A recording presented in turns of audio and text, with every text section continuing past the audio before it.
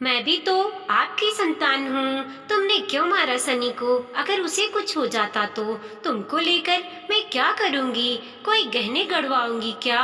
मत भूलो कि तुम दोनों बहनों के बीच यह भाई है, वरना तुम दोनों की कोई पूछ नहीं होती। माँ सनी के रोने की आवाज़ सुनकर दौड़ कर आई थी और मिन्नी व बिन्नी को परे धकेल कर सनी को चुप कराने में लगी थी। सनी भी कम नहीं था। जब तक माँ नहीं आई और उन्होंने दोनों बेटियों के पीठ पर कसकर एक एक धौल नहीं जमा दिया, तब तक वह बुक्का फाड़ कर रोता ही रहा। उसे भी बहनों को मार खिलाने बगैर चैन नहीं पड़ता था। बिन्नी ने तो सनी को छुआ भी नहीं था, फिर भी माँ ने उसे भी कूटा था। स्वभाव से शांत बिन्नी ने कुछ नहीं कहा, पर मिन्नी को तो आज बहुत बुरा लगा था। दरअसल सपना जी और सुधीर जी के 3 बच्चे थे। सबसे बड़ी विनोदनी, जिसे प्यार से सब बिन्नी कहते थे, उसके बाद सुनील और सबसे छोटी मिन्नी यानी मीनाक्षी। तीनों बच्चों के बीच उम्र का उतना फासला नहीं था जितना कि उनके साथ भेदभाव किया जाता था। बड़ी बेटी चूंकि घर की पहली संतान थी, इसीलिए उसकी पूछ होने स्वाभाविक थी और घर में उसका एक अलग जगह भी था। पर उसे भी बेटे सनी से ज़्यादा इम्पोर्टेंस नहीं मिलती थी। उससे छोटा था सनी यानी सुनील, जो बेटा होने के नाते बहुत ही स्पेशल था। और सबसे छोटी मीनाक्षी यानी मिन्नी, बहुत प्यारा नाम था, पर उसका भाई उसे मिन्नी या मीनाक्षी ना कहकर पागल मिन्नी कहा करता था। तय था कि छोटे भाई सनी उससे अपनी अच्छी बहन नहीं मानता था। वह मिन्नी की बात मानता और मिन्नी से हरदम लड़ता रहता था। अब तो उसकी माँ सपना भी मिन्नी से कुछ खिंची खिंची रहने लगी थी, क्योंकि जैसे जैसे मिन्नी बड़ी हो रही थी वह हर बात में जीरा करने लगी थी। मासूम मिन्नी का मन छोटी छोटी बातों पर भाई बहन के बीच होते भेदभाव को अब अच्छी तरह से महसूस करने लगा था। उसे बहुत दुख होता था जब माँ और दादी उसके साथ बेटी होने की वजह से भेदभाव किया करते थे। कई बार उसने अपने दादी के मुंह से भी सुना था। परिवार तो बिन्नी और सनी के बाद ही पूरा हो गया था। एक बेटा और बेटी मिन्नी के लिए अलग से जगह बनानी पड़ेगी। जिसे सुनकर ऐसे ही किसी दिन सनी ने उसे छेड़ते हुए कहा कि इसका मतलब कि यह मिन्नी एक्स्ट्रा है। हा हा हा हा। उस वक्त मिन्नी को सनी की बात पर उतना गुस्सा नहीं आया था जितना कि वह इस बात से आहत हुई थी कि सुनकर माँ ने भी कुछ नहीं कहा था। सिर्फ पापा अखबार से सिर उठाकर इतना ही बोले थे, सारे बच्चे भगवान की तरफ से हमें उपहार की तरह मिले हैं। उनकी इस गंभीर बात पर भी सनी चुप नहीं रह पाया। फिर से मिन्नी को चिढ़ाते हुए बोला, इसका मतलब मिन्नी फ्री गिफ्ट है, मुफ्त। ऑलरेडी दीदी तो है ही इस घर की बेटी में। क्योंकि मिन्नी ने गौर किया, उस वक्त सब हंस रहे थे। हाँ पापा जरूर उठकर नहाने चले गए थे। ऐसे ही कमी बेसी के साथ मिन्नी का बचपन खुद के अस्तित्व को नकारे जाने का दशा सह रहा था और अब वह स्वभाव से थोड़ी उम्र और विरोधी भी होती जा रही थी। वैसे भी बच्चों को जब माता पिता से प्यार कम मिलने लगता है तो वो या तो दप्पू हो जाते हैं या उद्दंड। और अगर उन्हें कहीं से माता पिता का व्यवहार यानी उनकी सोच गलत लगती है तो वह उद्दंड होने के साथ साथ उनका विरोध भी करने लग जाते हैं। ऐसे ही कुछ हो रहा था अपनी उपेक्षा का दर्द सहने वाली मिन्नी के साथ। दरअसल बड़ी बहन बिन्नी, फिर भाई सनी और उसके बाद सबसे छोटी मिन्नी तक आते आते माँ के प्यार का सोता सूख सा जाता था और सदा शांत रहने वाले पापा उसके स्कूल की फीस और तीज त्योहार पे कपड़े दिलाने और दुर्गा पूजा में प्रतिवर्ष दादी के घर ले जाने के अलावा और किसी काम या जिम्मेदारी में खुद को थोड़ा अलग ही रखते थे। गृहस्थी के सारे निर्णय लगभग उसकी माँ सपना ही लेती थी। वैसे सुधीर जी कोई भेदभाव तो नहीं करते थे, पर जब उनकी पत्नी भेदभाव करती तब विरोध भी नहीं करते। इसीलिए मिन्नी के लिए पिता की भी भूमिका लगभग गौण सी ही थी। शायद सुधीर जी को इस बात का जरा सी भी अंदेशा नहीं था कि उनके बच्चों में संभाव से नहीं देखा जाता।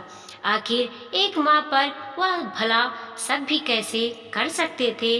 सपना ही संभालती थी बच्चों को, और एक माँ अगर अपने परवरिश के पूर्वग्रहों से ग्रसित होकर अपने ही संतान में लैंगिक भेदभाव रखने लगे, ऐसा कोई सोच भी कैसे सकता है भला।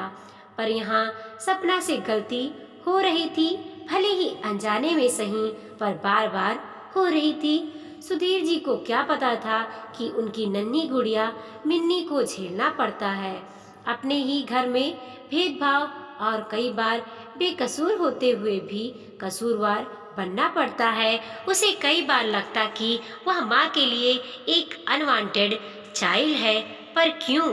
मिन्नी के मन में यह प्रश्न अनुत्तरित था। वैसे तो घर में एक और बेटी थी, मिन्नी की बहन, पर यह दर्द मिन्नी की बड़ी बहन बिन्नी के लिए भी वैसा नहीं था जैसे मिन्नी के लिए था। बिन्नी स्वभाव से शांत और थोड़ी दब्बू किस्म की थी, जिसे माँ और दादी संस्कारी बेटी कहा करती थी। 7वीं कक्षा में पढ़ने वाली बिन्नी यह मान चुकी थी कि वह एक बेटी है और सनी बेटा, इसीलिए सनी को ज़्यादा प्यार और इम्पोर्टेंस मिलेंगी। उसे माता पिता का जितना भी प्यार मिलता वह उसी में संतुष्ट रहने की कोशिश करती थी, पर मिन्नी ऐसा समझौता नहीं कर सकती थी। मिन्नी को तो माँ का प्यार चाहिए था। जिस तरह माँ सनी भैया से लाड लगाती हैं, वैसे ही लाड क्यों नहीं लगाती माँ मिन्नी से। पर वह यह बात किससे कहे जिसके माँ सपना कहाँ समझ पाती थी मिन्नी का दुख। बिन्नी थोड़ी संतोषी स्वभाव की थी, पर मिन्नी में चंचलता थी, तो उसकी बुद्धि भी बहुत तीक्ष्ण थी। ऐसे बच्चे बारीक से बारीक बात भी परख लेते हैं और फिर किसी की गलत तर्कों को विरोध करने का भी साहस रखते हैं। मिन्नी में भी स्वाभिमान का पुट कुछ ज्यादा ही था।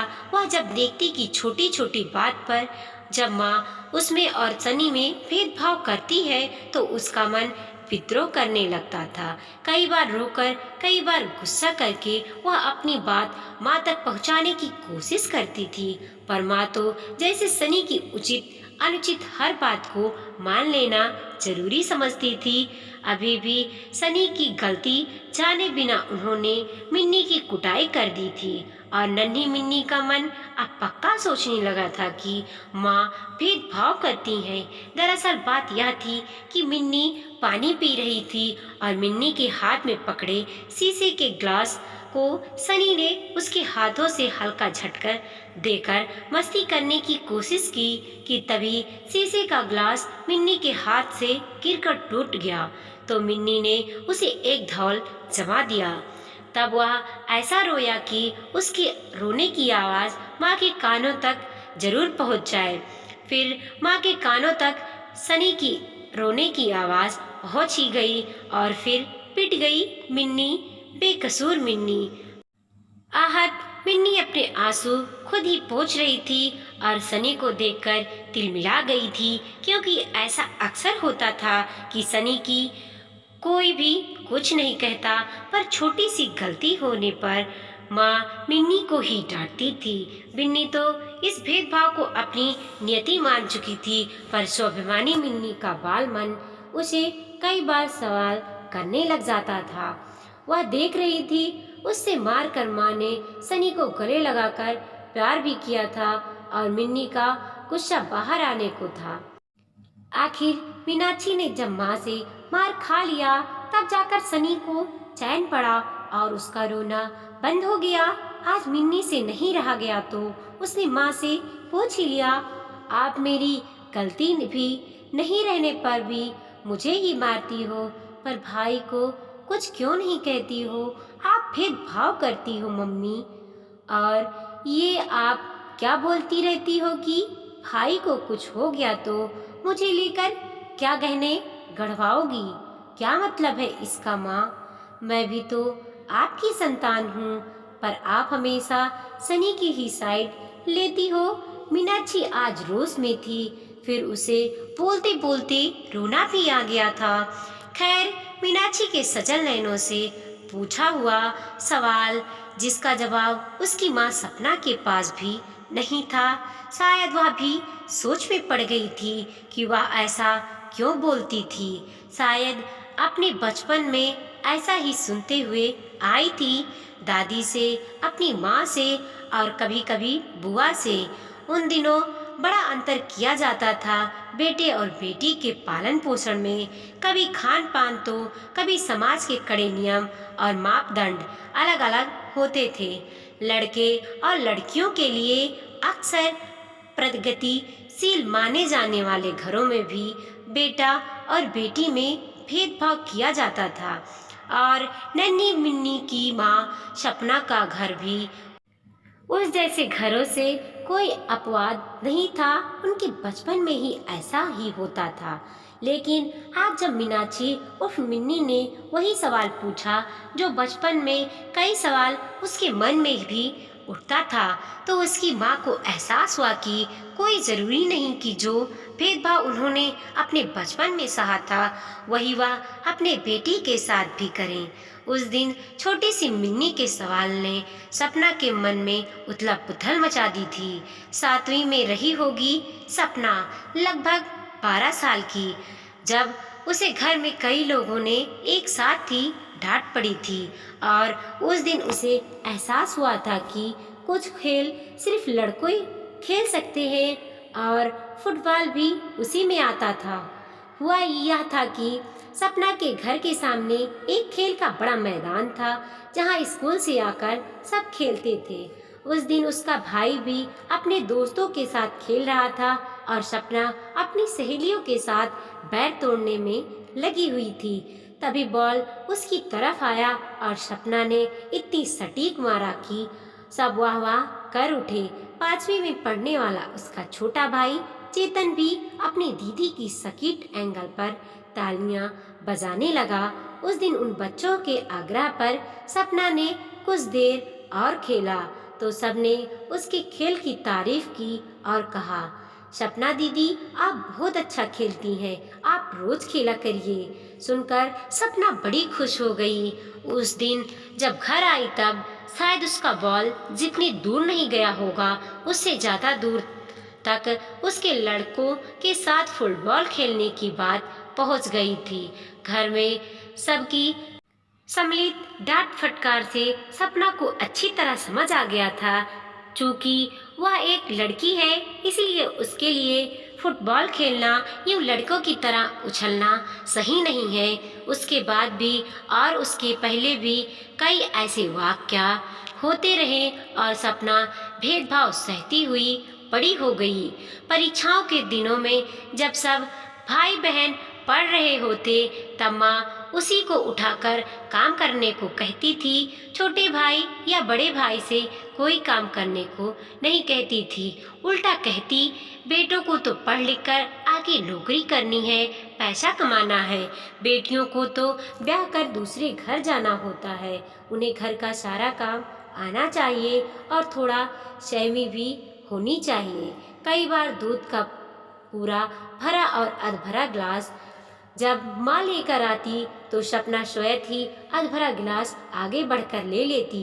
उसका बाल मन इन भेदभावों को आत्मसात कर चुका था, पर उसे पता नहीं था कि उन भेदभाव को जिसने भी अपने अंदर समाहित कर लिया है उसकी वजह से उसके बच्चे भी वही भेदभाव झेल रहे थे। तभी तो आज मिन्नी ने भी वही सवाल पूछ लिया था जो वह खुद अपनी माँ से नहीं पूछ पाई थी। कहना ना होगा कि उस दिन से मिन्नी की माँ यानी सपना ने अपने बेटी और बेटियों में भेदभाव करना बंद कर दिया। मिन्नी को अपनी माँ का बराबर प्यार मिलता और भाई की तरफ से सम्मान, तो उसका बचपन भी अन्य बच्चों की तरह खिलने लगा। और मिन्नी के हंसते बचपन में मैं सपना अपनी बचपन छवि देख रही थी। वीडियो पसंद आया हो तो लाइक कीजिए, कमेंट कीजिए और अपने दोस्तों के साथ जरूर शेयर कीजिए। चैनल पे नए हैं तो प्लीज़ सब्सक्राइब कीजिए।